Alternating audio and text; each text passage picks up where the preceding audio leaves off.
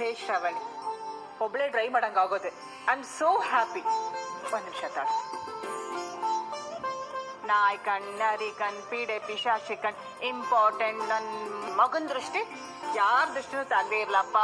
ತು ತು ತು ತು ತು ತು ತು ತು ಅನ್ನು. ಏನ್ ಬಿಲ್ಡಪ್ ಕೊಡ್ತೀಯಲ್ಲ ನಿನ್ ಸೊಸೆಗೆ? ಕಣ್ ಬೇರೆ ಆಗ್ತಾರಮ್ಮ ಇವಳ ಮೇಲೆ. ಏನ್ ಮಾಡಕ್ ಬೇರೆ ಕೆಲ್ಸ ಇಲ್ಲ ನಮ್ಗೆ. ಒಂಚೂರು ಹೆಚ್ಚು ಕಮ್ಮಿ ಆಗಿದ್ರು ಫೋಟೋ.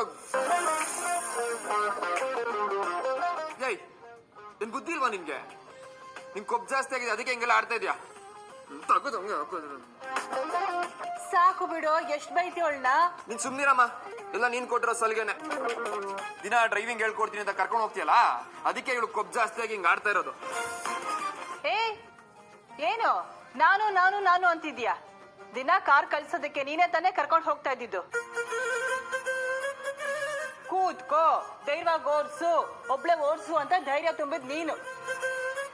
ಇವತ್ತು ಈ ಮಟ್ಟಕ್ಕೆ ಕಾರ್ ಓಡಿಸ್ತಾ ಇದ್ದಾಳಂದ್ರೆ ಅದಕ್ಕೆ ನೀನೇ ಕಾರಣ. ಏನೋ ಇವತ್ತು ಧೈರ್ಯ ಹೆಚ್ಚಾಗೋಗಿ ಒಬ್ಳೆ ಓಡಿಸ್ಕೊಂಡು ಹೋದ್ಲಪ್ಪ, ಅದಕ್ಕೆ ನಾನೇನ್ ಮಾಡಕ್ಕಾಗತ್ತೆ?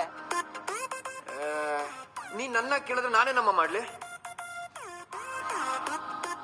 ಏನಾಗ್ತಾ ಇದ್ಯಾ? ಇನ್ನೊಂದ್ಸಲ ನಮ್ಮ ಅಣ್ಣನ ವಿಷಯದಲ್ಲಿ ಹುಡುಗಾಟ ಆಡ್ಬೇಕಲ್ಲ, ಬಿಡ್ತೀನಿ.